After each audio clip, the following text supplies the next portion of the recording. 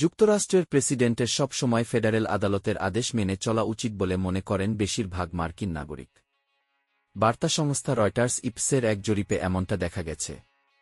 যদিও president Donald ট্রাম্পের প্রশাসন শুরু থেকেই বিচারকদের সমালোচনা করছে, যারা কিনা ট্রাম্পের কয়েকটি নির্বাহী আদেশ আটকে দিয়েছেন।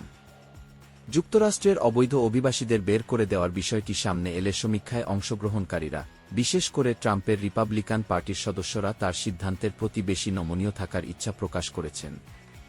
দ্বিতীয় মেয়াদে মার্কিন প্রেসিডেন্ট হওয়ার পর ট্রাম্পের শীর্ষ অগ্রাধিকারগুলোর একটি অবৈধ অভিবাসীদের নিজ দেশে ফেরত পাঠানো।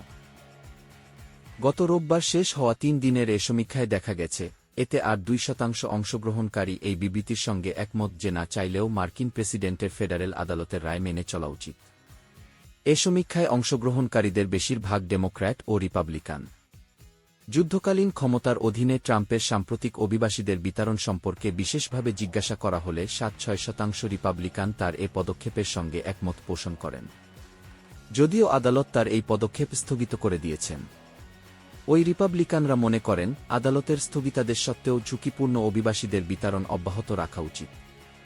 অন্যদিকে মাত্র 8% ডেমোক্র্যাট ট্রাম্পের এই পদক্ষেপের প্রতি সমর্থন জানিয়েছেন।